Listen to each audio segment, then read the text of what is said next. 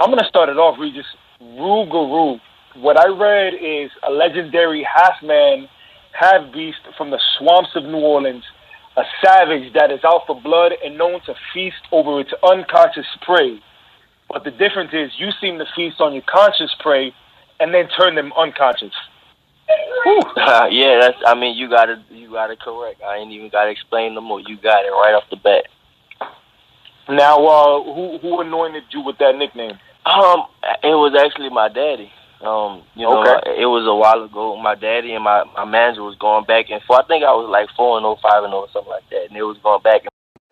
If I wasn't pumped, or if you weren't pumped before, you should be 10 times as pumped, because it seems like there's a lot of animosity.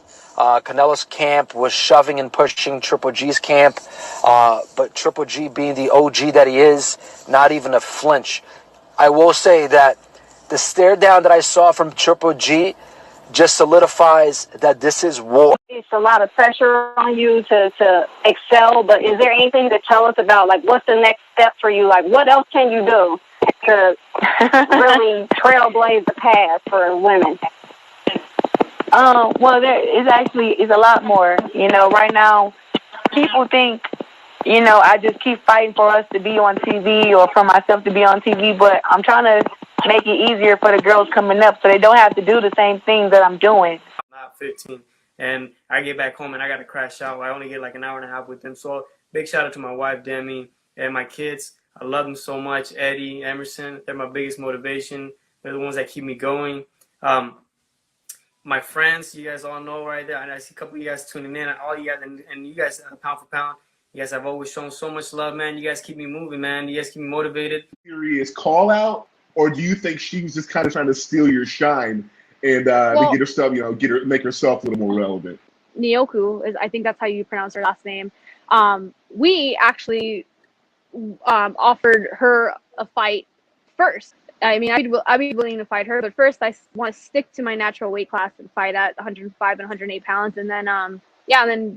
From the Standing 8 podcast, here to give you the top 10 pound for pound list, tallied up with votes submitted by you, the participants in Pound for Pound on Facebook, and the listeners of the Standing 8 podcast. I'm going to jump right into it.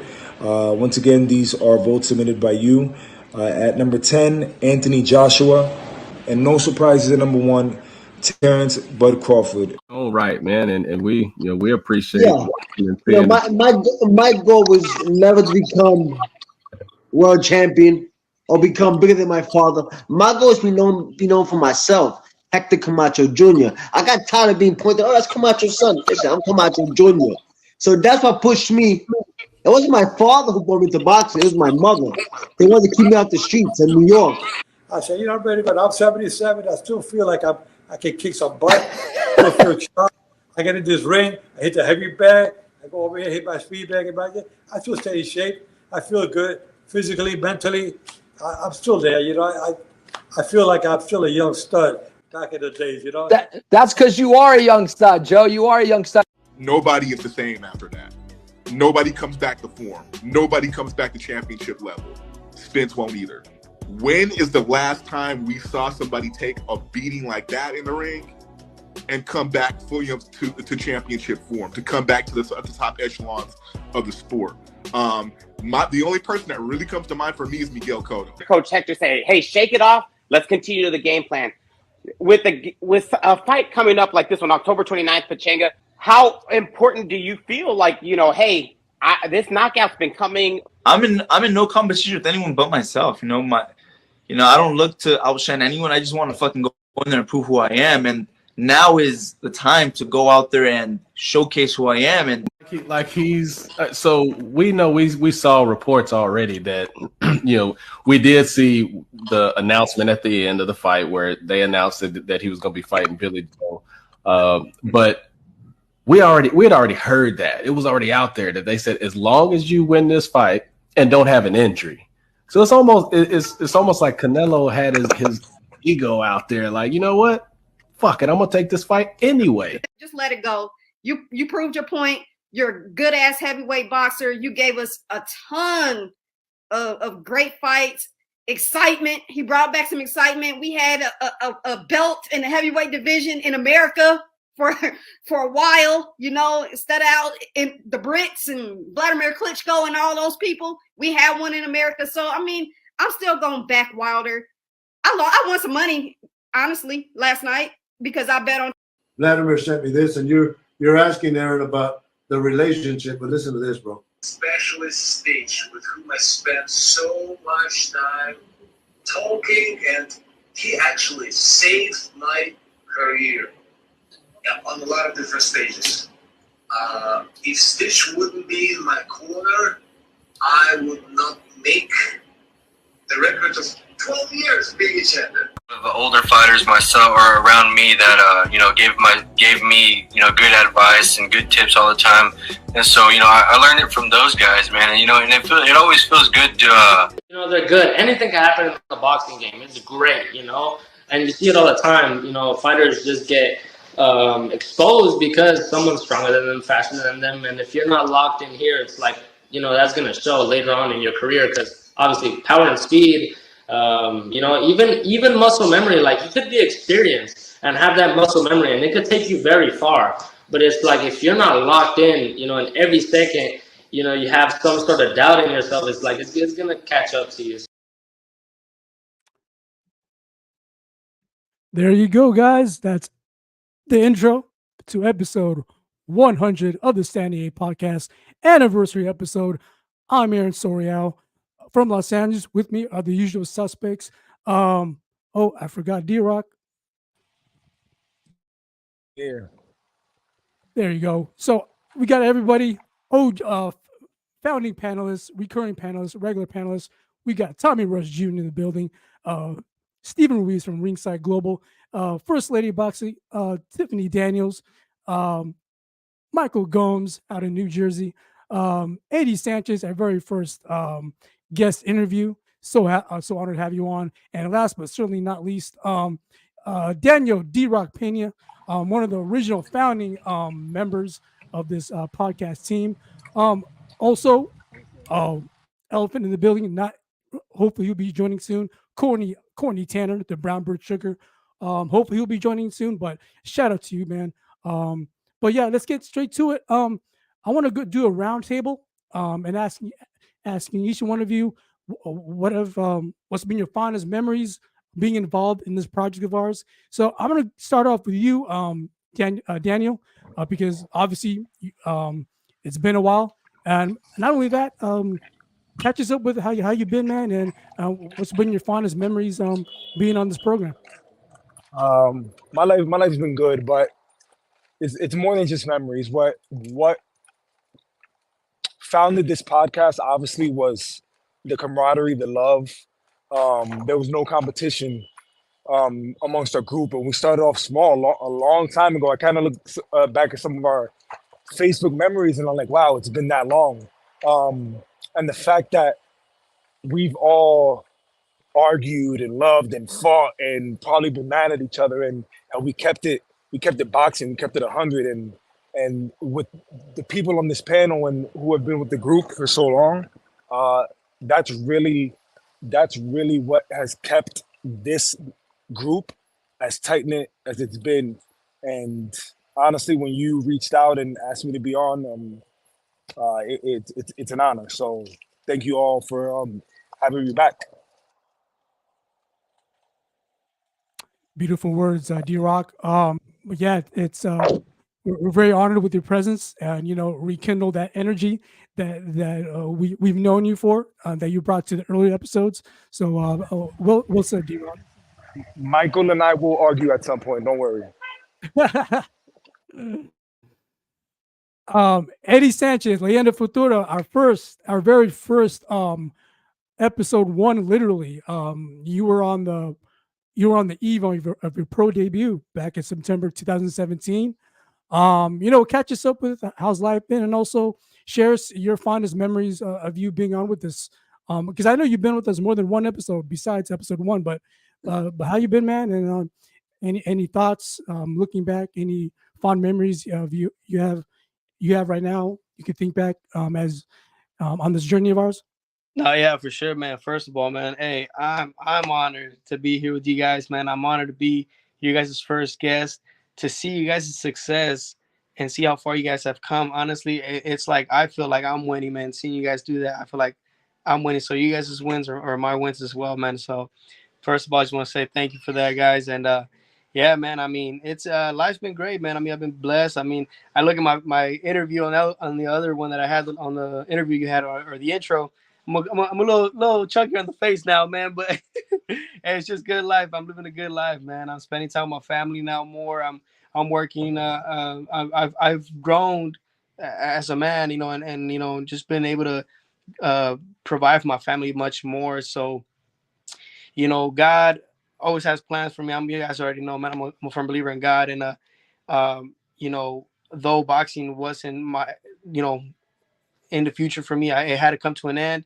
Like the memories that I had, what I gained from it, like I'm able to carry it over to life, you know, and you know, great friends like you guys too, man. Because I keep in touch with at least you, Aaron. I keep in touch with you quite often, man. We text each other all the time, so you know, and then obviously I always join you guys here on the shows, and I'm always listening to you guys as well, following you guys on the social media. So it's been a blessing, man. I mean, and I'm blessed to have you guys as friends here.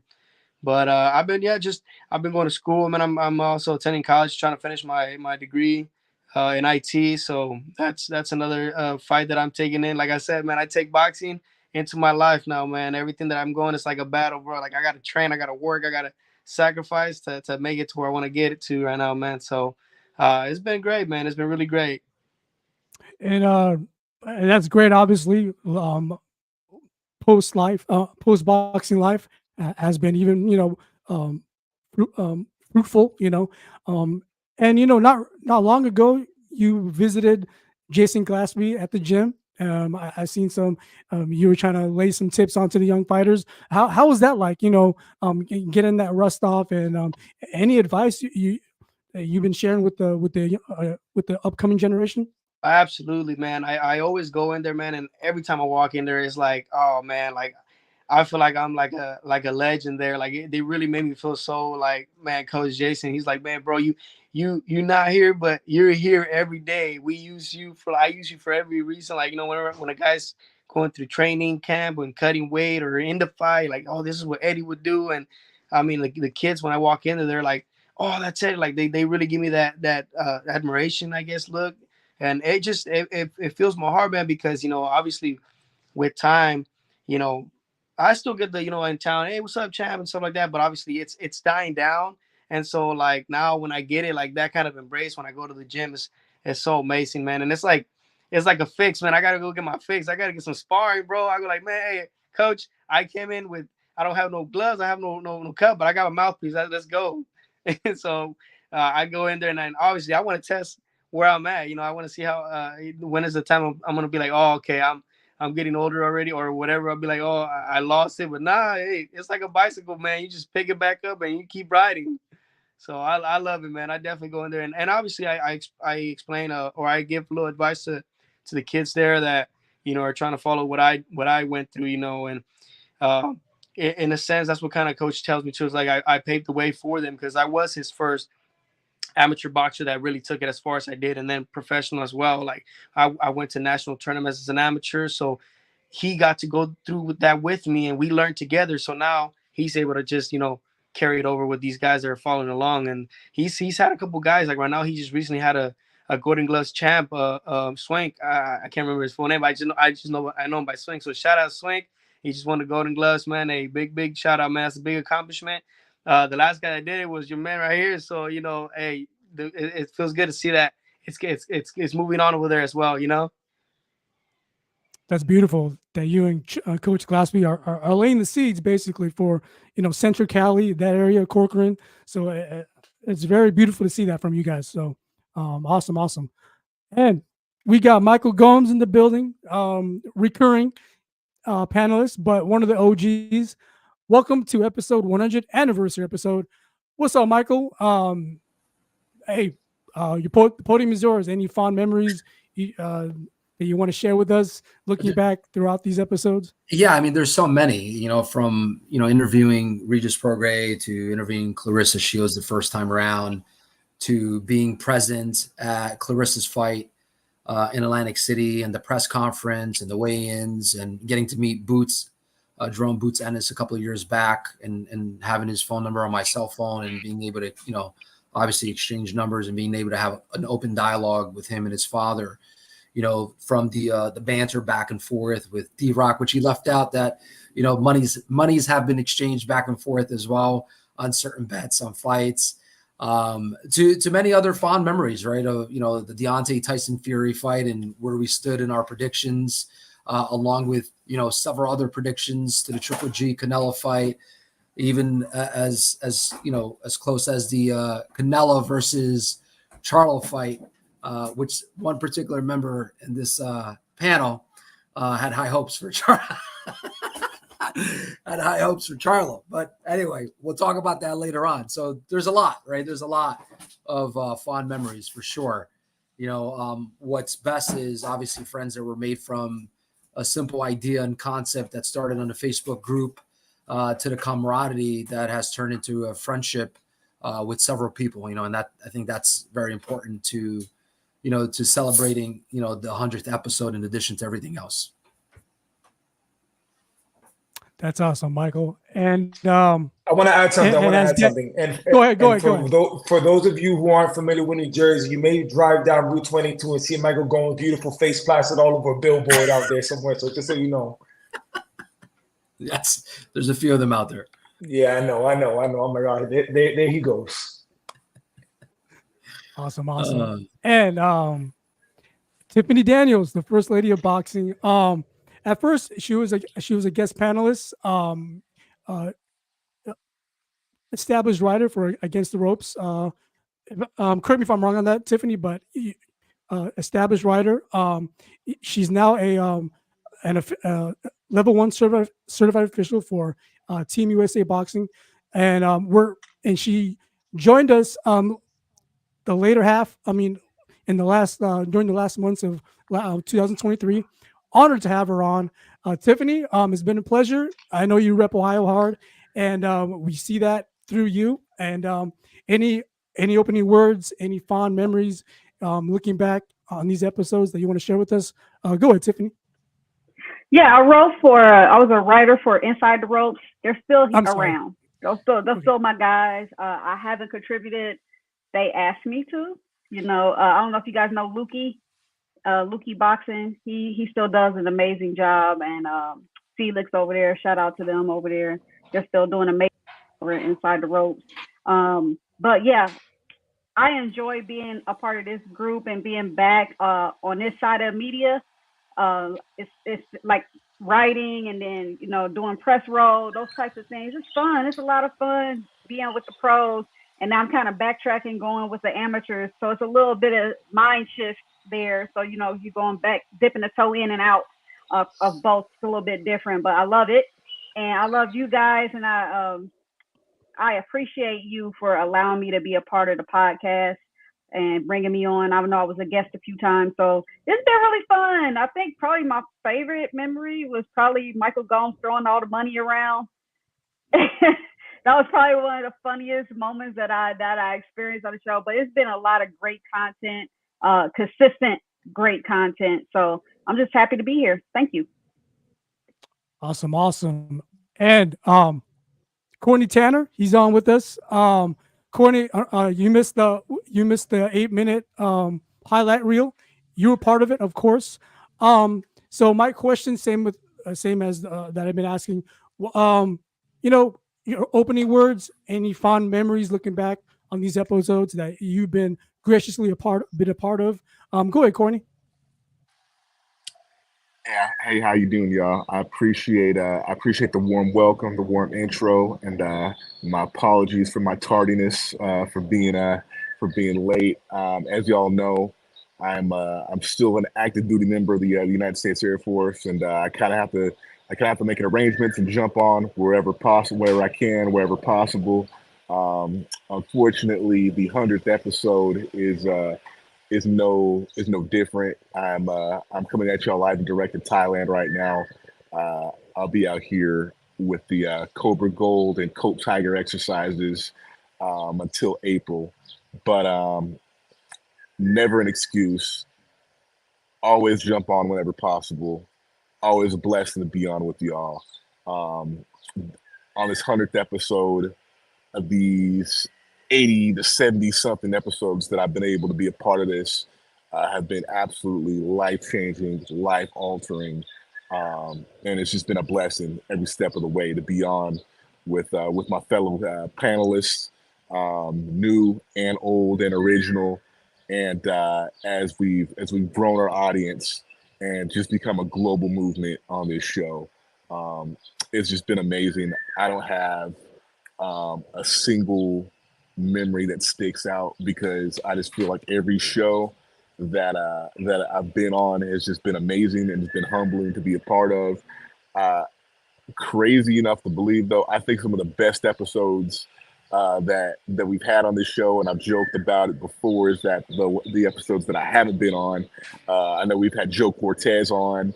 The very first episode, I was not yet a panelist. I came on originally as a guest panelist and kind of weaseled and punked my way on the show on a permanent basis. Kicked and screamed and until you guys finally took a chance on me.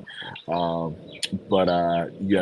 first episode with Eddie Sanchez and Coach Chase and Jill Gillespie, that's obviously special because that just kicked off and that started the movement.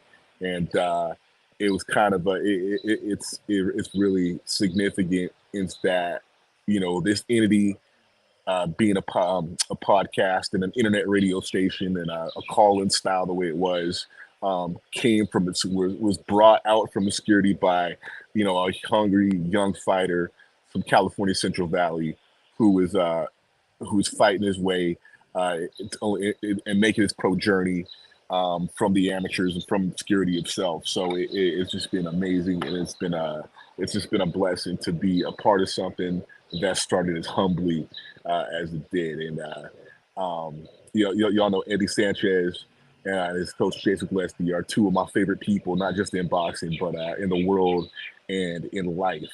And it was just amazing to be there to bear witness to his rise and to his to his retirement from the pro game, and just seeing how he's remained active and involved in his community and continued to champion the causes that he was championing when he came into the game, and just seeing that success and retirement and the different transition and phase of life have done nothing to change him. He is still the same dude. And what Jason Gillespie continues to do in his community, encouraging the youth to put the gloves on and put the guns down, then I'm been a personal champion of that, and people who also champion that, and that's all just been really humbling and special. And I just thank you all, and I thank everybody tuning in for allowing me to just have a small part in that, and just to be able to grab the mic or have it for a few minutes and be able to speak my piece. And I know that Stephen Ruiz says I talk entirely too much, so I'm gonna quit blubbering, man, and I'm gonna hand the mic back. You never cease to amaze us, Corny, with your speeches and the intros. So beautiful words, Corny. And let's go to, since you brought him up, Corny, seamlessly, Stephen Ruiz from Ringside Global. You brought the excitement since the episode mid 80s up to 99. Obviously we're glad and honored that you decided to join us. I remember during the early days, I saw that little icon, and Stephen Ruiz always in the comments, always up in the comments, like Suge Knight would say, all up in the videos, as you are. And so Stephen, it's been a minute. So any thoughts looking back, fondest memories? Go ahead, man. Yeah, man. First and foremost, I want to say thanks to each and every one of y'all because, like you said, I just started in the comments, and here in the DFW, we have so many different boxing pages, honestly, that I'm friends with everybody here. But no slight to anybody else. But, man, you guys just felt like the most genuine, the most humble, the so much knowledge coming out of all this group. Like I joke with Courtney a lot, but man, I appreciate all the sparring with the knowledge he kicks to me.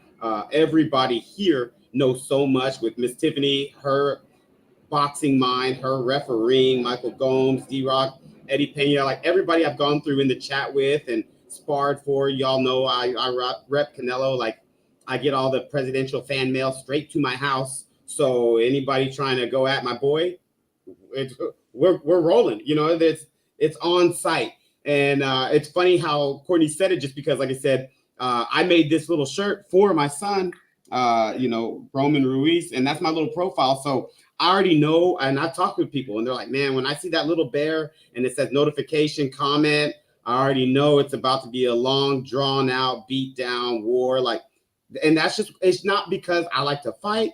It's just, I love boxing. It's genuinely, I love it. And when I started talking with Tommy, with Aaron, with Courtney, with all these different guys, man, it's just effortless. So in this day and age, mental health plays a big part, and I'm a big advocate for that. And I feel like people need outlets and healthy outlets. And when you can get together with your boys, y'all can talk about a fight, whether your guy won or lost, it's all love, it's all good. Just like D-Rock said, you could fight a little bit, but it's all rooted in love, because we love the sport and we love what it brings. I flew out to California, kicked it with Aaron. We're sitting ringside after doing these podcasts, and it's awesome. We're talking to the people that we genuinely met through this podcast, who's sponsoring us tickets. We're there on their behalf and just enjoying every minute of it.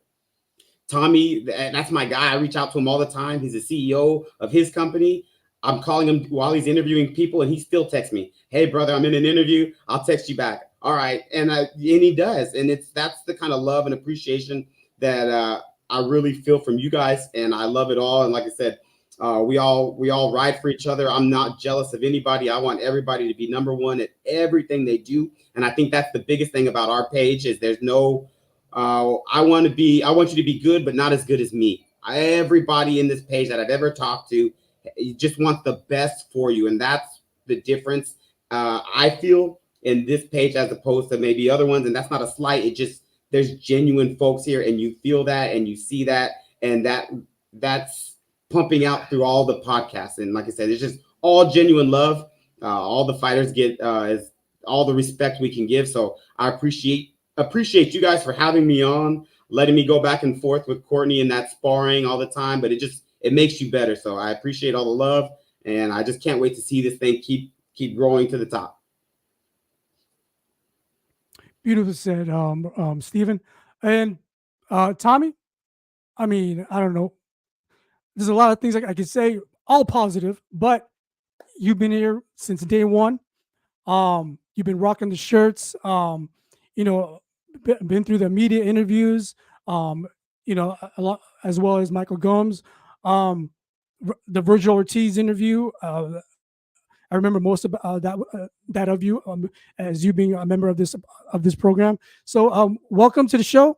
And any thoughts, fondest memories that you want to share with us in your view? Go ahead, Tommy. Man, damn. Episode 100, man. Like, we here. Shit. It's so many damn memories, man. Like, all of the episodes are memories. You know what I'm saying? Like, every time we end the episode, just the feeling that we get from putting on another great show and just talking what we love and have a passion for, which is boxing, and all of us just being drawn together, as friends, as partners, as associates, as partners in crime on this thing, man. Like, it's so many memories, the clip, that you put together, and shout out to you, for first and foremost, a major shout out to you, dude. Like, you're the guts of this thing, man. So like the shit that you do for this to rock the way it does, we appreciate you. Man, like, there's so many damn memories, man. Like, I think Courtney kind of called out in the beginning when we used to have the sort of call in, right? And, and y'all will remember this shit. We were in the middle of interviewing Regis Prograis, and we was in that battle for the name of this of our podcast and our entity, as you will. and we had some other people that were trying to use the name that weren't doing shit with what was going on, but we were passionate and knew our destiny, that we were creating a movement. So we did what we needed to do to legitimize our shit. And they were prank calling in the middle of our fucking interview. Like, man, that shit was so damn funny. They got on there and they was talking. I still remember that shit to this day. We were like live in the middle of this interview with Regis Prograis, and we got prank callers in the middle of our shit trying to just fuck it all up. Like just little shit like that, man. Like the things that we went through, you know, and after that, like trying to figure out, all right, how do we keep our show, our product A1 quality, knowing that we got this on our hands. Like just the challenges that we faced, the improvements that have been made, you know, the collaboration, the hard work, the dedication that everybody's put in, the blood, sweat, and tears, time and effort, you know, all members, OG members, veteran, new, you know, all of our guests, you know, putting in the work to actually score all of those guests, man, all of that. Those are the memories that I have just day and night, just thinking the collaboration and figuring out how do we grow this thing and how do we continue to put together an A1 top-notch quality product that's true to us. Fuck what everybody else is doing. What's true to us. And that's what we've continued to do and continue to rock with and get those kudos and the praise and support even from those that, you know, are even just hopping in the chat with us right now to celebrate and be there for us in this moment. Those are the memories that I have. So, and every last one of them has all been worth it, you know, so that's the shit that I love about this, you know, and that we all get to talk what we love, fucking boxing, man. So, hey, let's hear what you think, man. Let's hear your thoughts, your memories and all of that. And then after that, let's talk that shit. Awesome, guys. And but let's waste no time. We got eight of us here, so we got to take advantage of every second. So let's go straight to it. Canelo, Munguia, it's official for May 4th in Vegas. Before we discuss the names that were attached, before we talk about the other names attached to Canelo, let's talk about Munguia versus Canelo versus Munguia, how they match up. What do you guys see in that fight? How you guys preview it? Because Munguia, he faced a rider who already fought Canelo. Despite that, we did see a Munguia who was noticeably more poised and defensively minded and fought way more cerebral than his previous fights. So, to his credit to Munguia, this is his performance against Ryder, regardless of how Ryder did against Canelo. That's the best Munguia we've seen so far, in my estimation. So, Steven, because you told me off air that you're limited for time, unfortunately. Let's get your thoughts on how you see those two guys matching up. I think it's a matchup kind of like a Bugatti and a BMW. It's just they're both nice cars, but one is just a class above. Everybody's happy with the latter, but a Bugatti is what it is. And I know I'm just making jokes, but to be honest, Canelo's always been that top tier, and everybody's just kind of waiting for him to fall off, just like how Floyd was when he was the top dog, and he kept on thwarting him away for the most part. So outside of Canelo jumping up weight classes that weren't really his, it's just tough to beat that guy where he's comfortable at. So we'll see how it goes. I mean, I take nothing away from Munguia, but I heard a lot of triangle theory. Well, this guy beat this guy, so now he's this. Well, not the case. Ryder fought Munguia and immediately retired. And that's a weird barometer, because that's to take nothing away, like Aaron said, but you're at 43 fights in, or 40 some odd fights in, you're close to 50 fights. And that's your best quality opponent, best you've looked. And now you're going to fight, one of the top guys, the top 5 pound for pound in boxing. It's risky. We got to see where you're really at, in my opinion.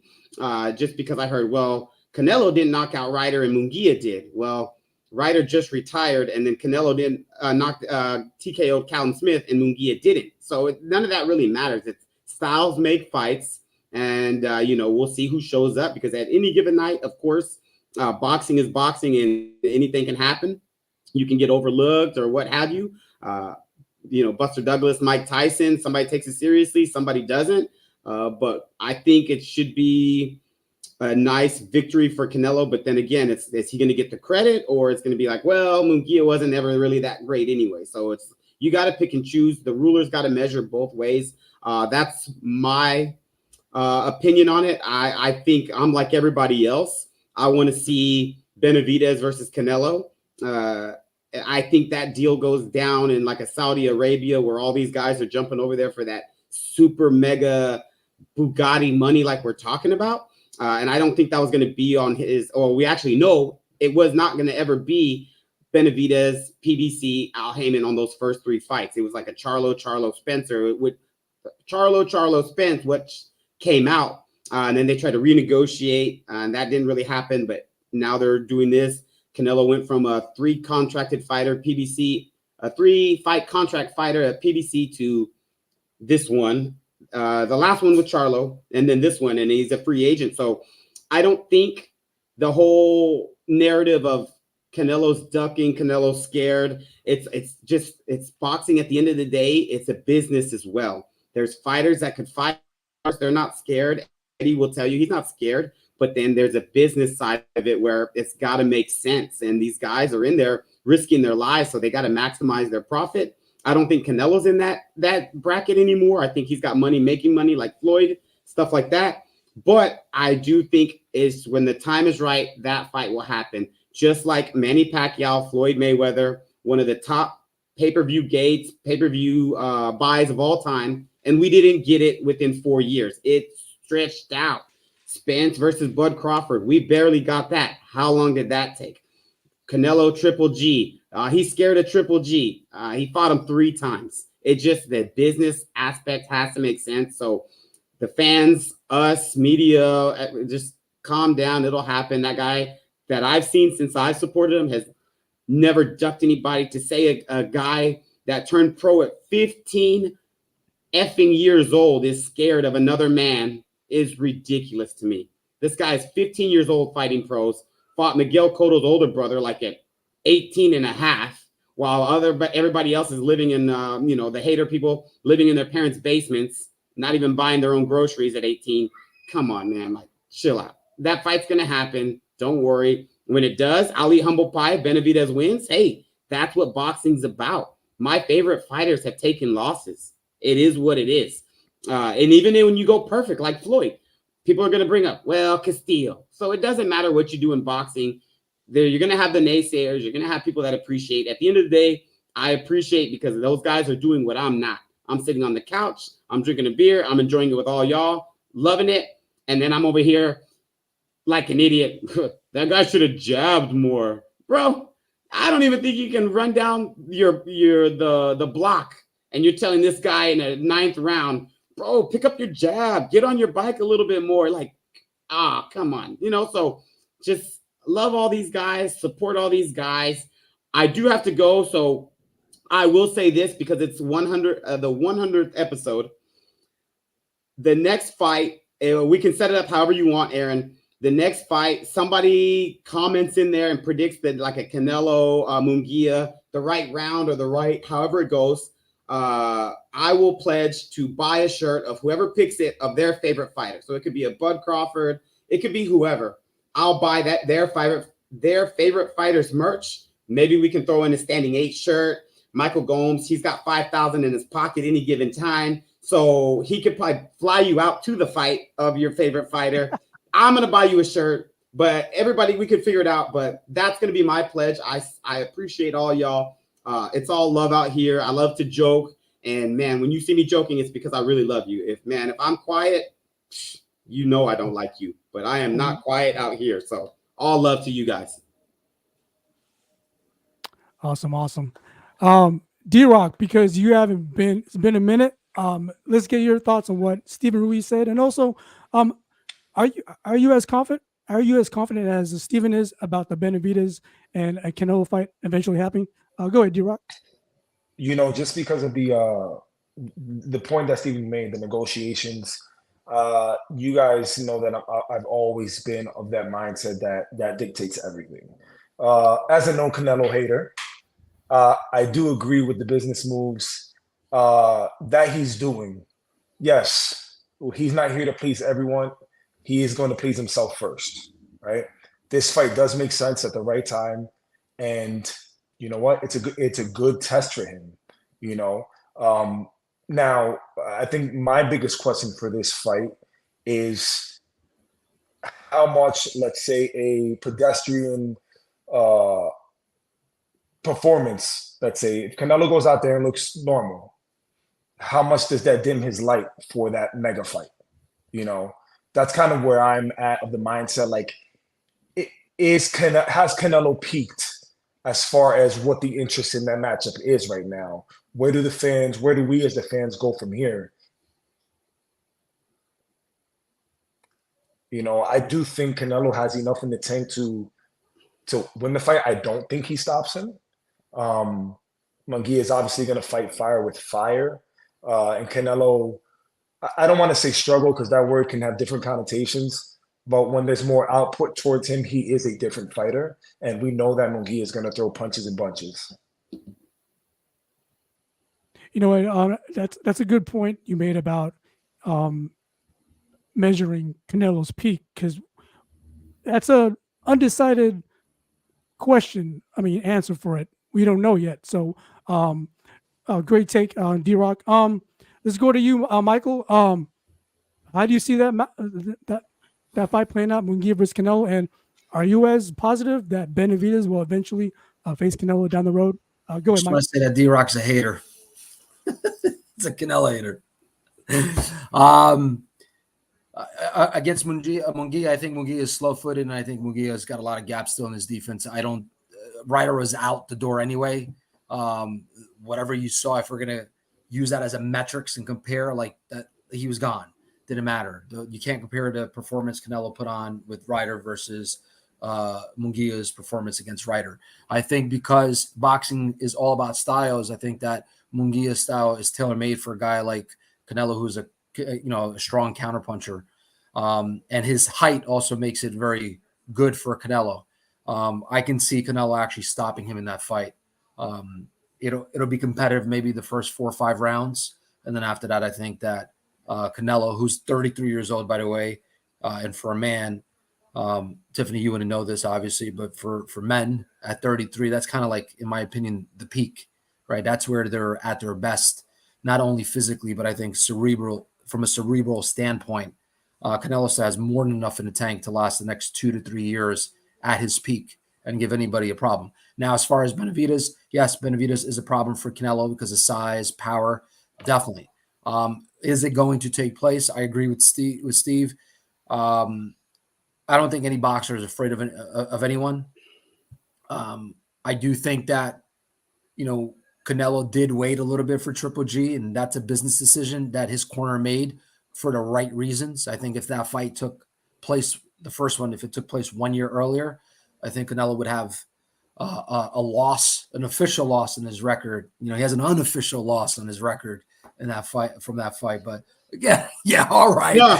All right. I'm only saying that's slighted facts because Triple G came to America when he was already like Joe Louis, 76 years old. I was with him with the barbershop. I said, Joe Louis, how old are you? Between me and you, he said 76 years old. No, I'm saying Triple G showed up to the boxing scene, to all the casual people, all the Mexican fans that don't know where Kazakhstan is on a map. Yeah. Already 36. So what is Canelo supposed to do? And then you got the business side. Yeah. Triple G, I watched him early too. He fought Carlos Adames in Monte Carlo at like 2 a.m. at the Zone. I can promise you, all of Triple G's biggest fans never watched that fight. I don't even think it was aired. So when all these like Triple G, I'm like, bro, you barely started liking him. Then he fought Daniel Jacobs, and the KO streak goes. So it's kind of like, it's a business. People are going to get brought up. Wait. Danny Jacobs is in my opinion, an A-list fighter. He's no pushover. No, I mean, that's to my point. Quality boxer. That is exactly to my point. Triple G had this beautiful KO streak, fought Daniel Jacobs, who's a top quality fighter, and that KO streak disappears. You know what I mean? It is what it is. There's business sides to it. People got to get built up. Benavidez changed his name already from Bandera Roja to the Mexican Monster because which one sold more? The Mexican Monster from Phoenix, Arizona. So there's no hate on him. It's just you do what's marketing. Michael Gomes knows he's not on billboards because it doesn't help him. He's putting his face out there like Benavidez is doing it too. So they're being smart. They're growing it. And as a result, what happens, Michael Gomes? That money goes in your pocket. So understood. You're deviating from the fact that Triple G won that first fight. Okay. I'll give you. There's my point was with the age that you said, like Canelo waited for him to go from 48 to 50. 48 to. What I'm saying is he iced him a little bit. He iced him a little bit, which was smart. Floyd iced, exactly. And Canelo does exactly. And Canelo does exactly the blueprint that Floyd did. Floyd does a lot of stuff that Oscar De La Hoya did, but people get up in arms and act brand new when the fighter that they don't like is following the most successful blueprints of all time. So to the D-Rocks out there, it's all love, it's all fun, but there's always like sticks and jabs where people are telling my truth, their truth, and then there's the truth in the middle. So it's you take what you get. There's no denying. I mean, Canelo is obviously a Hall of Famer. Let's not, he may be in the top 10 boxers of all time, right? And we can make an argument, compelling argument, top 5, and some are gonna, like you, are gonna make an argument that he's top 1, right? But look, Canelo has brass balls, right? I mean, he should have never taken a fight against Bivol. He did. He didn't have to. He didn't have to fight Bivol. Was he scared against Bivol? No. And it's a fight that anybody who knows about boxing knew that Canelo was going to lose. I never thought Canelo would win that fight. I never did. I mean, even against Sergey Kovalev, I thought that was going to be a hard fight, which turned out to be easy for him. Well, the last 2 rounds, it wasn't as easy in the beginning. And the fight against Triple G, I knew that was always going to be a hard fight. And it was probably, in my opinion, taking away Bivol and taking away Floyd early on. The Triple G, the first one, was one of the most difficult fights for him. I mean, he did take some punishment on that fight, but he's resilient. And, like you mentioned before, I mean, how many people at the age of 15 are out there fighting? And, you fight a good professional fighter in Luis Cotto, which is Miguel's brother. I watched that fight where he actually gets somewhat stunned in that fight at 18. Like the guy he's a fantastic fighter. He is top notch. No one's going to take that away from him, but just like Uncle Mike, who may get dropped by Jake Paul, I hope not, Father Time does catch up to you at some point. I don't know when that fight's going to happen. I do know there's a 6-year age difference.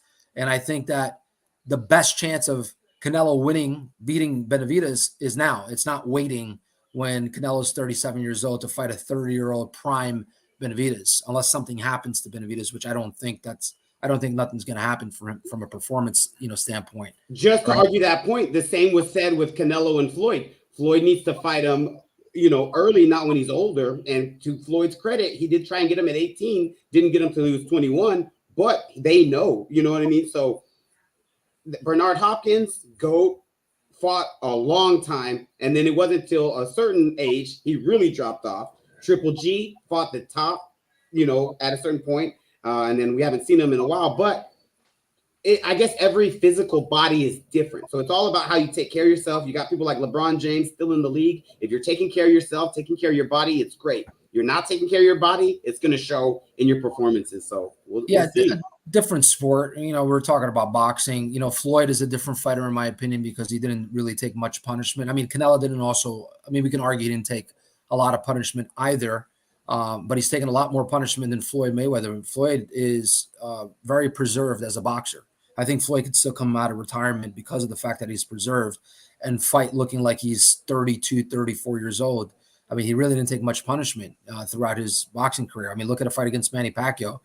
He barely got hit, right? Look at a fight against Canelo. He barely got hit. Just 2 different fighters, different weight classes.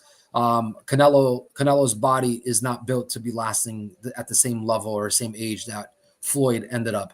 the longevity is going to be very different. And you see what heavyweights versus, lightweights and featherweights, etc. Right? Floyd was just in a different class. I mean, I still believe that Floyd, in my opinion, is the best ever to step in a ring, from multiple aspects, not just his record, from everything, from the money, from the business side to the marketing. I'm combining all of that together, but not to go off topic. I think the Canelo fight happens against Benavidez, and if it doesn't, if Canelo chooses to retire in the next year or two, he's got nothing to prove to anybody. He's already proven himself, right? That's fine by me. I mean, I'm not salivating at the mouth to see Canelo versus Benavidez, to be honest with you. If it happens, great. If it doesn't, there's many other boxing fights out there. I am salivating at the fact that maybe there's a potential Bud Crawford fights Canelo.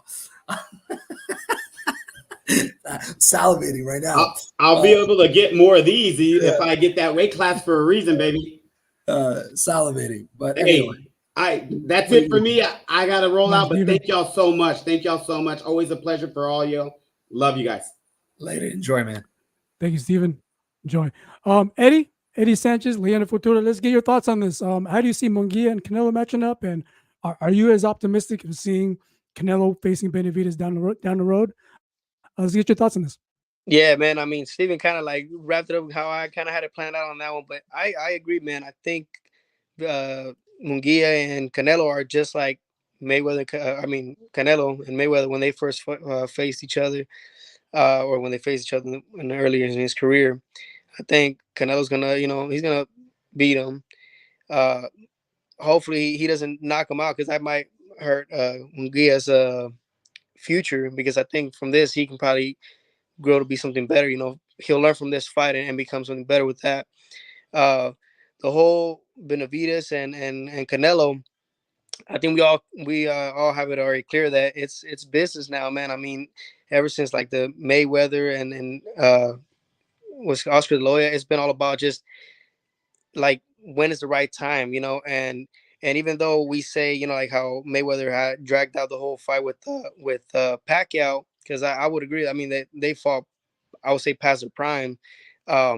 They still was still one of the top pay-per-view buys. So I think we're all going to be still excited to see Benavidez and Canelo fight in the future.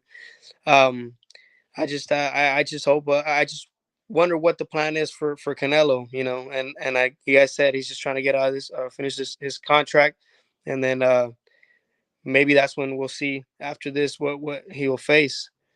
But as far as the fight, I think Canelo, he'll win unanimously. Like I said, hopefully, because I like Munguia. Hopefully, you don't get knocked out there. But hey, they're both punchers, man, and so I know Munguia's gonna come forward. He's gonna try to land his punches and show his will. Canelo, we know he's a hard counter puncher, so he's gonna do his. And you know how he picks up in the later rounds where he's gonna be stepping forward. I could see some knockdowns though, for sure. So I'm excited, man. I'm really excited. I'm excited for Munguia too, see what he gets out of this, But my money's on Canelo. A follow-up question for you, Eddie. How worried are you that Canelo might actually might actually really outclass Munguia?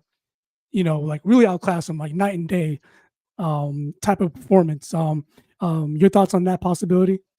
I mean, it's possible, man, because Canelo has grown so much, man. He's been a really slick counterpuncher, man. I mean, at first I think it was just that pressure. He was known for that pressure fighter, but I want to say, man, after Mayweather, he really just showed a whole different boxing counterpunching, Mexican punching style, and he's been more tricky in the ring, and so it's possible too that Canelo, he's a much bigger guy, if I'm mistaken. So, or at least he's faced bigger guys, because they're fighting at what 100 and what's the way they're fighting right now? I'm not even sure now.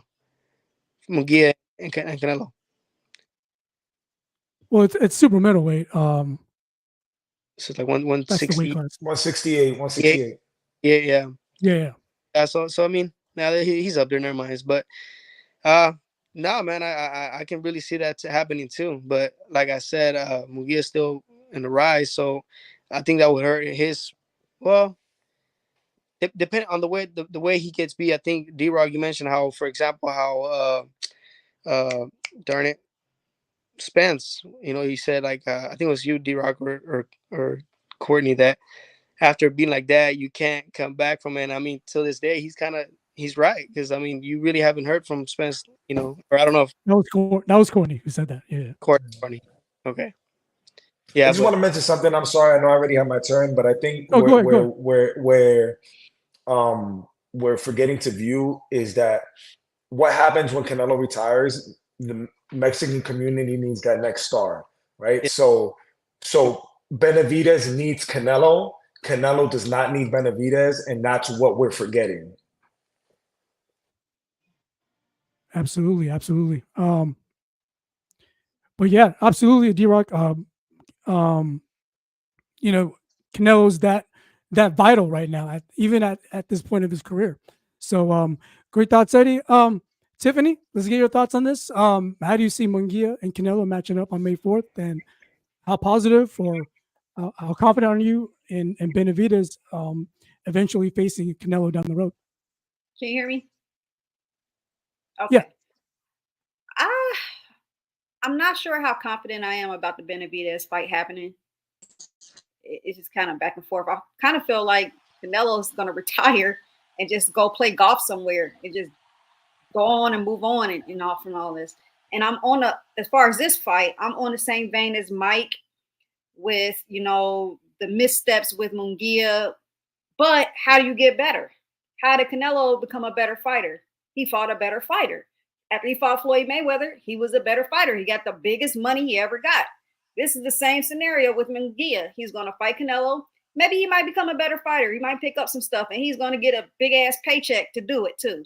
For me, I felt like Canelo was picking the low-hanging fruit for this fight, just to finish out his contract and get paid $38 million or however the fuck how much. I don't know how much money he's getting paid. It's going to be a shitload of money. And he's picking, besides Berlanga, he picked the second person I felt is the lowest hanging fruit with the lowest risk. Not that Munguia is not risky, but if you get my drift, I just felt like it was the easiest fight for the money to just get paid and get paid well to do that without taking much punishment. I think he knows he can beat him pretty easily if it comes down to that. But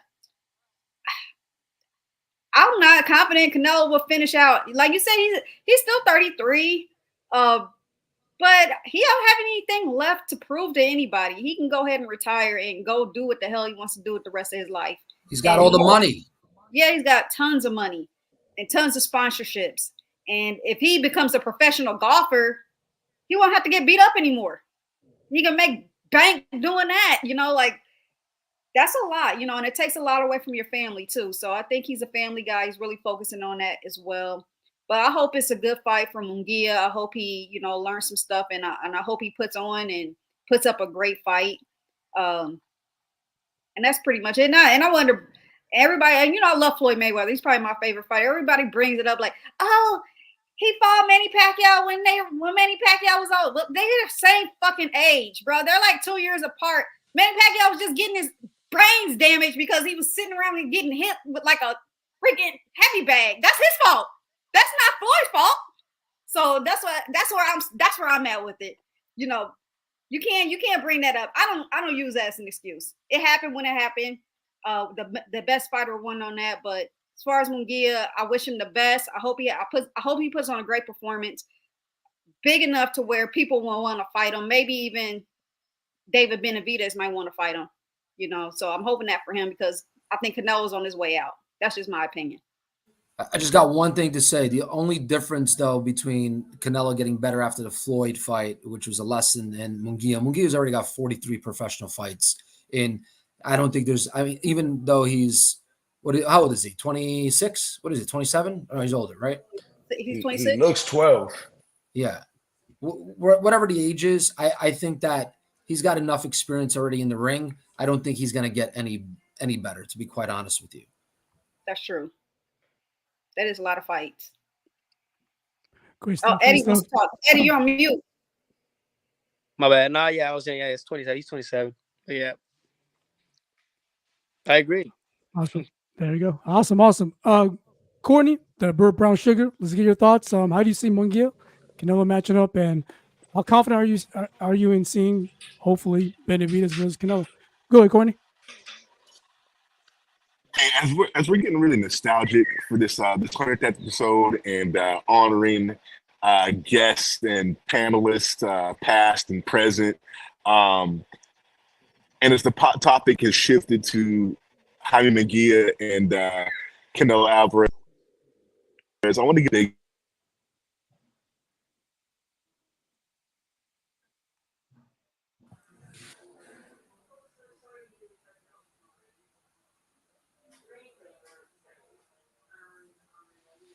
Lost him. Did we lose Yeah, I him? think we lost him. Yeah, we lost him. Yeah, he was going to get very nostalgic with us. That's why the internet goes, none of that stuff. We're talking boxing. Yeah. They got that. He got that Thai Wi-Fi. You got the birds chirping back there and everything. And some coffee. He was on the verge of making a strong statement too. But in the meantime, let's go to you, Tommy. Your thoughts on how Munguia and Canelo will match up, and also your how confident are you in seeing Benavidez versus Canelo as well? Go ahead, Tom. So one, I feel pretty confident, just like a lot of us, that we will eventually see. Yeah, MG. We will see the matchup that we want to see.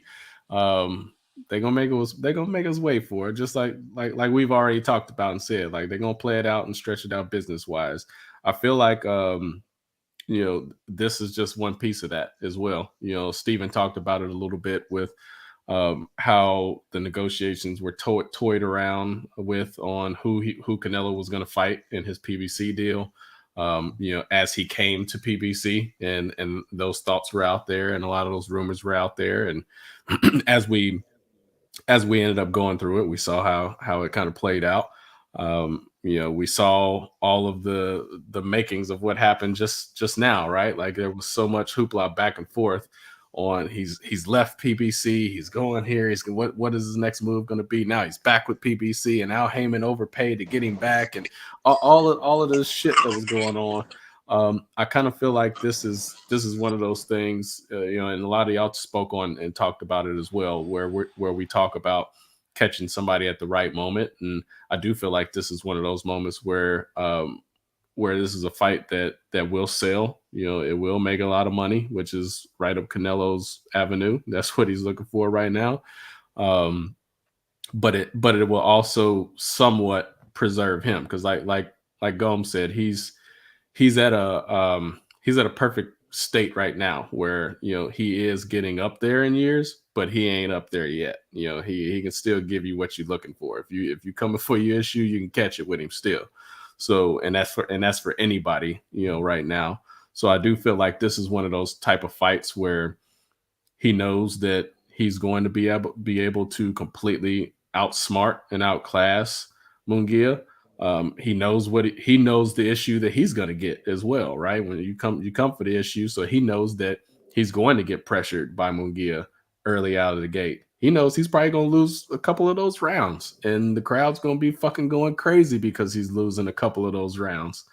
But he already knows the game plan. He knows that he's going to bring him into the deep waters, into that 10th, 11th round, and he's going to drown his ass at that point. He's going to start stepping it up about round 7, and he's going to give him some real pressure. He's going to really test him. He's going to really show him what that intelligence, that wisdom, that he's learned and been able to learn over the years. He's going to give him a lesson, and to Gomes' point, do I think that he's going to learn, Munguia is going to learn a lot from that, like Canelo did from Floyd? Not so much. I do think that he may learn some things along the way business wise. I think that'll probably be his biggest, thing that he'll take out of this. But I think this is one of those matches where it's just like Canelo's just pawing. He's the big dog, and this is the little pup, and he's just pawing with him, just fucking with him, so he can go ahead and get this in, maybe get another fight in, and execute that piece that he's learned from Floyd, in his later years, to be able to kind of understand that I run this shit and I'm gonna do what the hell I want. I'm gonna pick the fights that I want. I'm gonna pick the ones that are decent, that will make good business sense and make good money. But it's not gonna put me in crazy danger. But I do think that he does still have that plan that he is going to fight Benavidez before he steps away. And I know that he won't wait until he's too old and, out of his peak. And that fight's not going to happen. And I think I saw a comment that if Benavidez ends up fighting David Morrell, that fight's out the window. So we got to keep that in mind. Yeah. I mean, Correa is right about that. That could be an issue right there in itself. So we have to see about that one. Great stuff. By Tommy. the way, guys, if Mexico loses their star, they always got Ryan Garcia to be backed up by. All right, just let you know that Ryan Garcia biting both ears. Oh man, Courtney, you're back on with us. Hey, yeah, my bad, y'all. I'm dealing with some connectivity issues out here, and my internet access and connectivity isn't what it should be. But as I was saying before I faded out, as we're on the topic of Munguia and Canelo Alvarez, I want to give a shout out to Anthony Stack Saldana, one of our longtime collaborators on the show, and his late wife Cynthia, who actually introduced me to Munguia. And also another shout out wherever he is to Devon McLaughlin, my longtime road dog, who is took a very early retirement to the beaches and resorts of Acapulco, Mexico, who introduced me to Stax and his wife Cynthia. But meeting Munguia and seeing him in person, seeing him up front, seeing him at the stage that he was, and being so hungry. This is it's very rewarding, and it comes full circle to see him get the fight that he pretty much has entered the game with his eye on, and the opponent that he's basically been building himself up and being built up to face his whole career, and to see it come to fruition for him, that's just amazing. How I see it going with Canelo, though, is I don't think it's going to be a positive outcome. I think Munguia has a great motor. He has a very fan friendly style. On that ilk of the Mexican legends and greats out there, that he doesn't take many steps back and keeps coming forward, throwing a lot of punches and bunches with a very excellent chin to go with it. But I think that's a style that's tailor made for Canelo and where he's at right now in being the boxer puncher that he's blossomed into and become in his own at this stage of his career. I think Canelo at this stage basically just hangs back and allows Munguia to do his work for him. And I don't think we're going to see a knockout, because I think Jaime Munguia's chin is top shelf.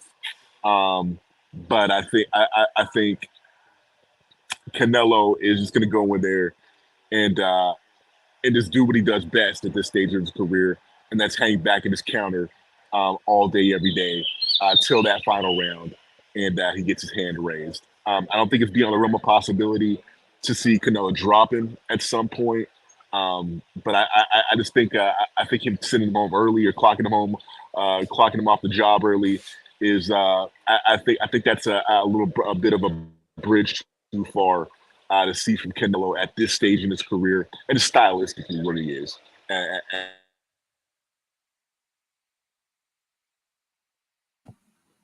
I think we lost it. Yeah, so I got to run out, guys. But I'm gonna just say I want to piggyback off of what Courtney said.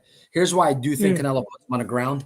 Munguia is a come forward type of boxer, which is tailor made for a guy like Canelo. That's why they chose him. He's gonna get knocked out of that fight. I promise you that, or at least he sees the canvas. It'll be maybe not a knockout, but it'll be a stop. He'll be knocked down. He's going to get knocked down because he's a come forward boxer. If you watch the fight against Ryder, you watch him come forward the entire fight. Ryder just doesn't have the punching power of a Canelo.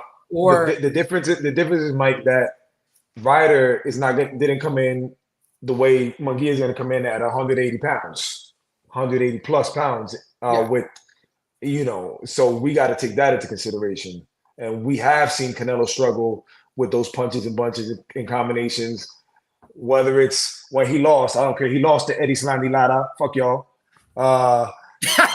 That bothered him when he fought Triple G and all those punches. That bothered him. When he fought Bivol, that bothered him. He was losing those early rounds to Kovalev. That bothered him, right? Now he's fighting someone who's younger than him, who's honestly probably at the peak of well, you said 33. Let's call it that 27, 30. That age range is, the best they're ever going to be. I don't see it as an easy fight for Canelo. Will he win? Yes, because he can adjust, right? He can adjust. But I think we'll see probably a split decision in that fight. Ooh. Let me get my Venmo out. Zell, baby. Zell, whatever you want to do, but nah, no chance. He's tailor-made. Styles, he's tailor-made. Maybe he doesn't get knocked out, but he gets knocked down. He will see the canvas. Yeah, you're going to see him hurt on a fight. He's too much of a come-forward fighter. Look, I respect the guy. He does have a good chin, but he hasn't fought anybody of the caliber of Canelo. And to me, being a come-forward fighter, and he doesn't have Triple G's strength. Like, the problem with fighting Triple G when Canelo fought him, and including Sergey, is that both Sergey, Triple G have the same exact thing. Their jab is stronger than most people's counter punches. Their jab, especially Triple G had a monster jab. That was his game. It was jab, jab, jab you to death. It hurt you. He did it with Jacobs. Basically, he knocked Jacobs down with a jab, and he's knocked many opponents out with a jab. Very different than what kind of power Munguia has. I don't think he has enough power to keep Canelo at bay. And if you come forward against a counterpuncher, one of the best counterpunchers we've ever seen in the fight business, I think that's going to be a long night for him. But anyway, gentlemen, I got to go. And ladies, I have to go. It was a pleasure as always. Thank you so much. And I'll see you guys soon. Boy. See you, Mr. Gomes. And actually, that's going to be it actually for episode 100. I want to thank everyone on this panel. I'm going to go one by one. Daniel, D-Rock, it's a pleasure. Thank you for joining us on our anniversary episode 100. Any closing thoughts, shout outs you want to give out as we close it out? Go ahead. Go ahead, Daniel. Honestly, just much love, like real, genuine appreciation for every one of you. Although I'm not a regular member anymore, I do follow as much as possible. Just with you guys saw when my first son was like 2 years old. He's now 5'5" with a mustache, wearing a size 10 sneaker.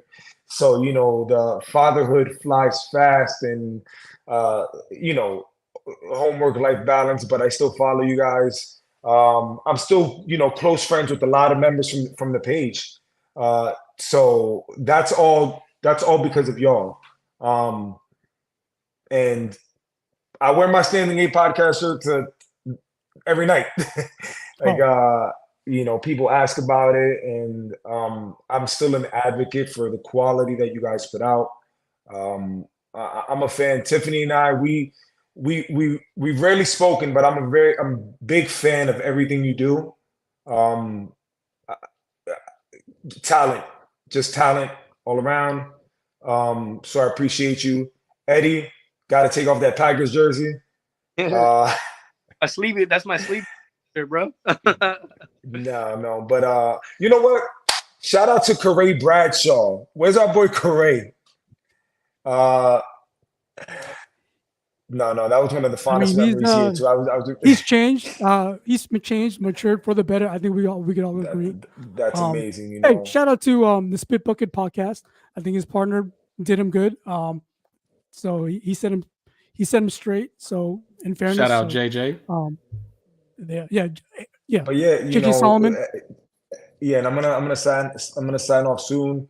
I remember just sitting in the same room, right? You see my speakers putting together the first theme song for this podcast, and really like wanting to make it hit, and just taking everyone's opinion into consideration, and being so nervous because I wanted to impress you guys.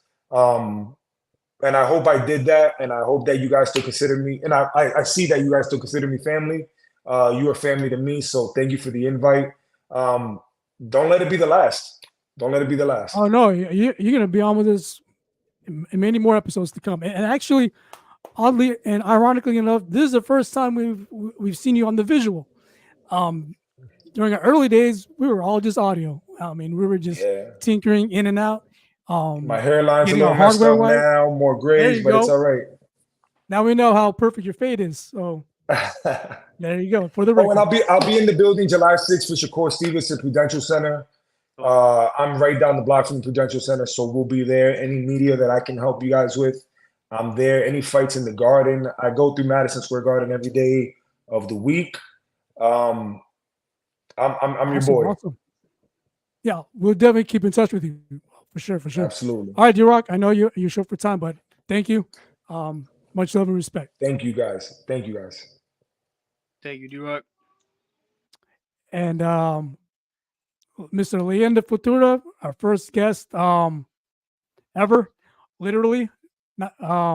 Any closing shout outs, closing words you want to give out as we end this anniversary episode 100? Go ahead, Eddie.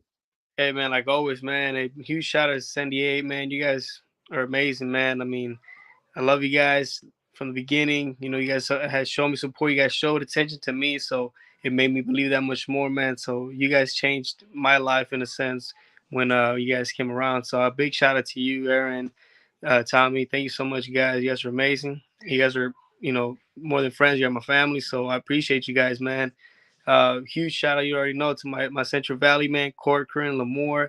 Shout out to my coach, Jason Gillespie, my wife, my children, Eddie, Emerson, Anaya. I got 3 now. So, my beautiful wife, Demi. Hey, I'm doing it all for them now. So it's always been that battle for me. I'm just doing it for my family, and then I'm moving forward with that as well. So hey, just shout out to everybody, man, that supports this podcast and continue to listen to it, man, because I know I'm gonna be tuning in every time and trying to push out as much as I can for you guys as well, man.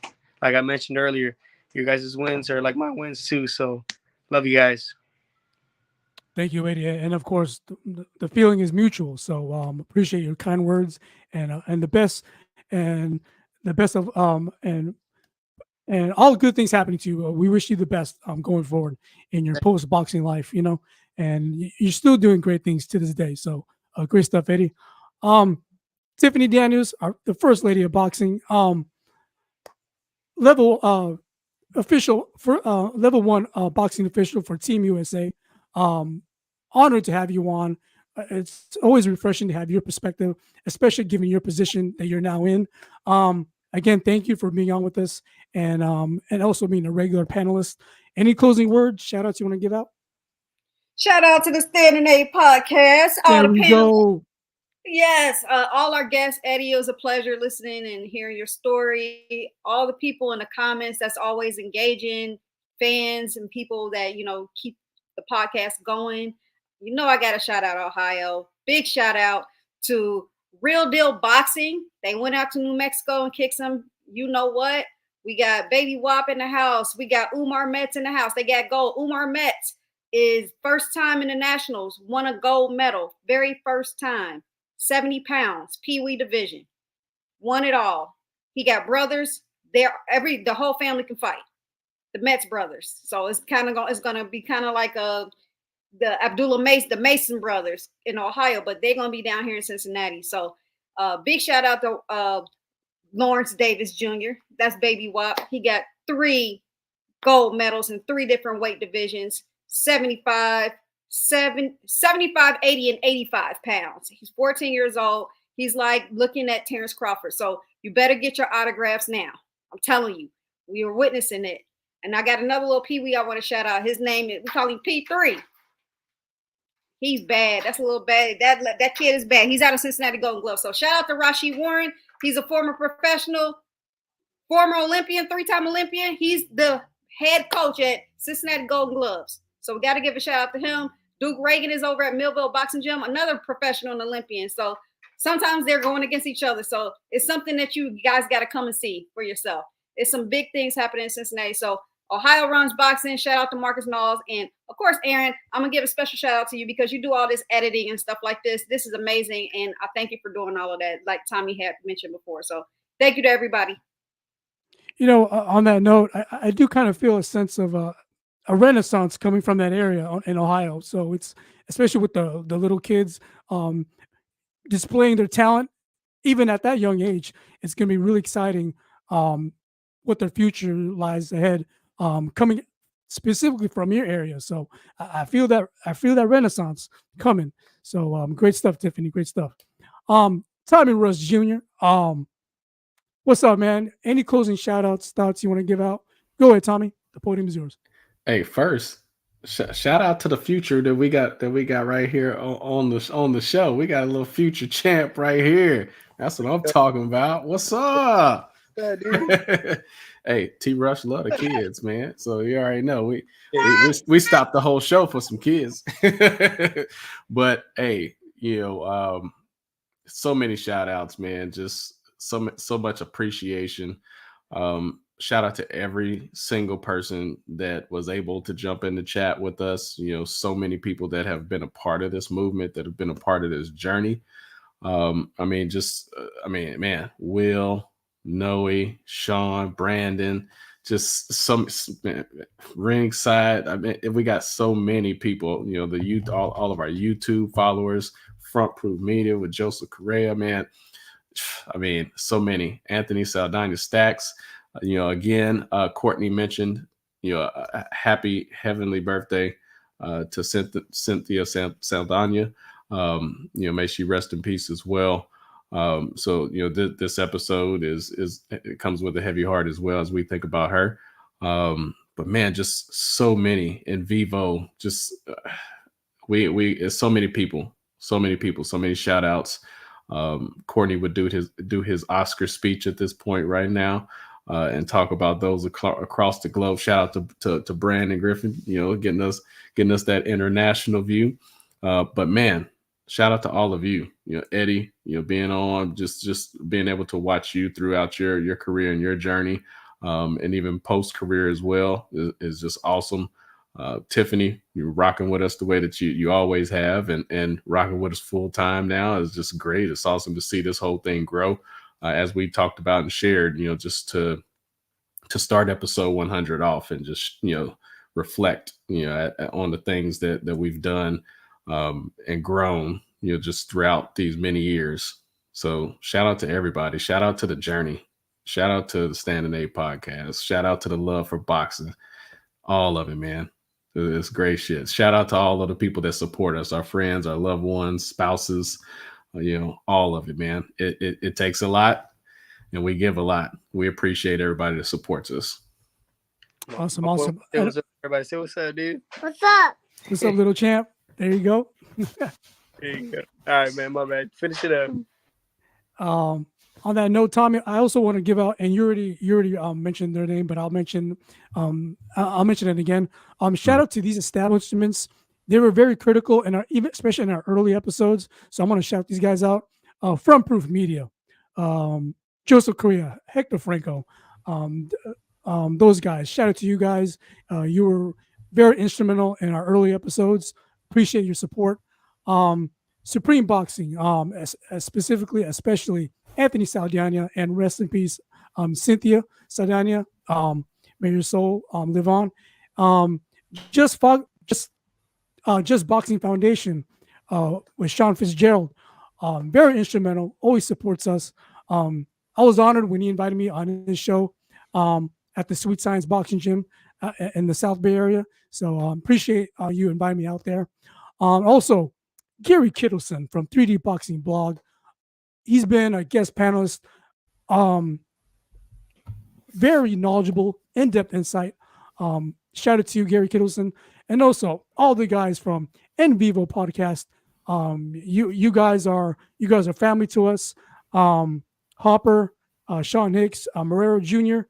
I know you guys are listening, but thank you so much, guys. All the establishments, and if I happen to forget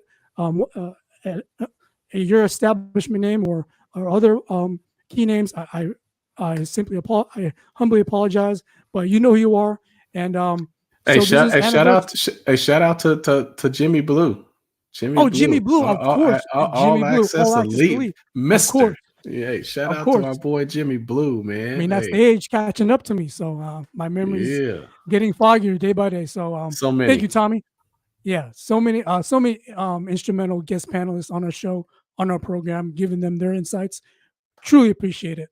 So that's going to be it for episode 100, the anniversary episode. I'm Aaron Sorial. You got Tommy Russ Jr., Tiffany Daniels, Eddie Sanchez Leandro representing Corcoran. And earlier today, we had D-Rock, Daniel Pena, one of the OG panelists, Michael Gomes out of New Jersey, and the Burt Brown Sugar, Courtney Tanner. So from all of us to all of you, hope you enjoyed this anniversary episode. We're signing off, guys. Everybody, you have a good night. Peace. Bless y'all, man. See ya. God bless.